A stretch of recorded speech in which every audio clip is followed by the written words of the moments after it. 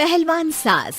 मधु की शादी के कुछ सालों में ही उसके पति की मृत्यु हो जाती है, जिसके बाद उसके ऊपर सास की जिम्मेदारी आ जाती है और वो अब अपनी सास के साथ घर में अकेली रहती है। मम्मी, नाश्ता बना दिया है, टाइम से खा लेना। दोपहर का खाना शीला आकर बना देगी। मैं ऑफिस जा रही हूँ। अरे क्यों उस टेप रिकॉर्डर पर पैसे खर्चा करती हो? इतना काम मैं खुद भी कर सकती हूँ। हाँ हाँ बिल्कुल, आधे समय तो जोड़ों के दर्द की दवाई खाती हूँ और फिर काम करने की बात करती हो। दवाई खाती हो तो क्या, मैं अभी भी अकेली 10 पर भारी हूँ। हाँ हाँ मैंने मान लिया।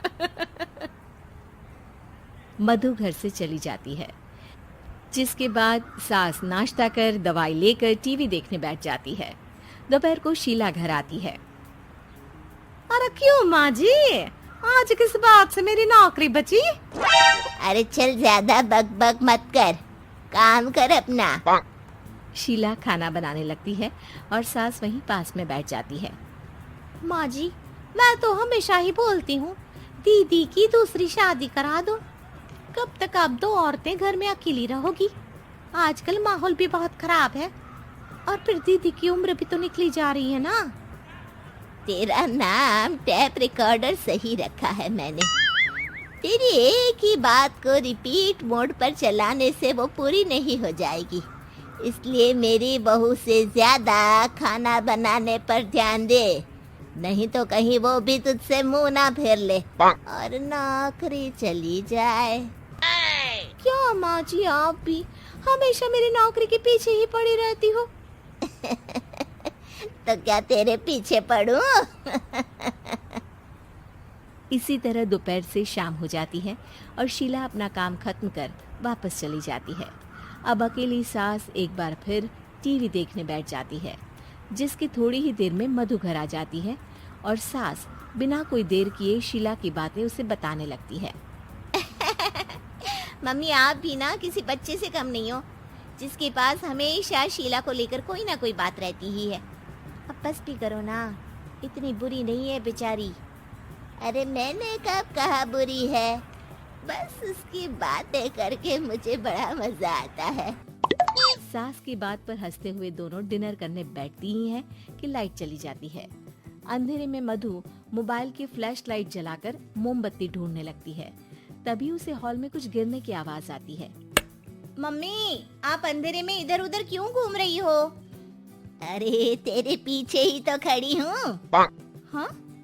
अगर आप यहाँ हो तो वो हॉल में सामान कैसा गिरा? भूत आया। अरे मुझे क्या पता, जाकर देखना पड़ेगा ना। दोनों हॉल में जाते हैं, लेकिन वहाँ कोई नहीं होता।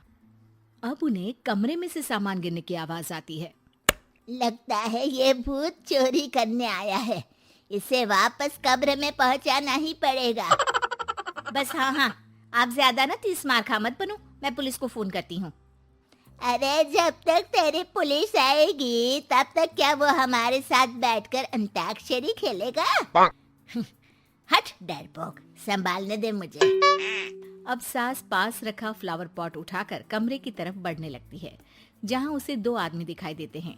पीछे पीछे मधु भी वहाँ आ जाती है। मम्मी, अभी भी मौका है, बाहर भाग जाते हैं। मधु की आवाज सुन चोर चौकन्ने हो जाते हैं। ओए तुम दोनों, जहाँ हो वहीं खड़ी रहना, नहीं तो दोनों को गोली मार दूंगा। अरे तुम दोनों अभी के अभी बाहर जाओ, नहीं तो मैं तुम्हें जिंदा नहीं छोड़ूंगी।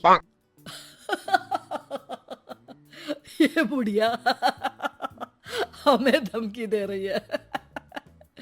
अबे तुम दो अकेली अबला औरतें क्या कर लोगी? अरे जा भेजा, दोनों को बांध दे। जैसे ही दूसरा आदमी सास को पकड़ने उसके पास आता है, तो वो उसके सर पर फ्लावर पॉट मार देती है। उसके सर से खून बहने लगता है, जिसे देख दूसरा आदमी गन निकालकर हवा में गोली चला देता है, जिससे बचते हुए दोनों सास बहू वहां से भाग जाती हैं। अब वो तीनों एक दूसरे के आगे पीछे पूरे घर में भागने लगते हैं। मम्मी, आपने तो सच में उसे मार दिया। तो मजाक में कौन मारता है? और अभी तुम मेरे साथ ही रहना, नहीं तो पक्का मारी जाओगी। ये औरतों को कमजोर समझता है ना। आज इसे औरतों की ऐसी ताकत दिखाऊंगी कि ये आदमी पैदा होने पर शर्म करेगा। ये अचानक आपके अंदर झांसी की रानी कहाँ से जाग गई? वैसे तो हमेशा जोड़ों में दर्द बोलती रहती हो। अभी तुम्हें जान बचानी है या जोड़ों के दर्द की कहानी सुननी है?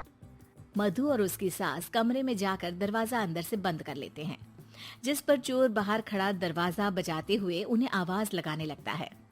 क्यों डर गई? अरे वैसे तो बहुत धमकी दे रही थी। गेट खोल अब बुढ़िया। अबे पागल, धमकी देने और होशियार होने में फर्क होता है, पर ये दिमाग वाले काम तुझे तो समझ में नहीं आएंगे। रुक, अभी तेरा दिमाग ही बाहर निकालता हूँ। ये कहते हुए चोर गोली चलाने ही वाला होता है कि सास अचानक दरवाजा खोलकर उसके मुंह पर परफ्यूम डाल देती है, जिससे चोर गन फेंककर दर्द से चिल्लाने लगता है। मम्मी, अरे बहुत दर्द हो रहा है, कोई बचाओ, इसे हटाओ प्लीज। मैं किसी को कुछ नहीं करूँगा। क्यों रे, क्या थोड़ा सा दर्द होते ही मम्मी मम्मी करने लगा? अभी तो औरतों को कमजोर बोल रहा था। भूलियो मत, एक औरत ने ही तुझे इस दुनिया में जन्म दिया है, और वो भी तुझे ये दर्द हो रहा है ना, उससे लाख गुना ज्यादा दर्द सहकर। इसलिए औरतों को दोबारा कमजोर भूल कर भी मत बोलियो। वाह मम्मी, आपका ये रूप तो मुझे पता ही नहीं था। आपने तो कमाल ही कर दिया। कहा था ना, अकेली ही 10 पर भारी पड़ सकती हूँ। ये तो फिर भी 2 ही थे। इतनी देर में पुलिस भी वहाँ पहुँच जाती है। आ गए आप, कर लो इन्हें अरेस्ट और जेल में बैठकर अंताक्षरी खेलना।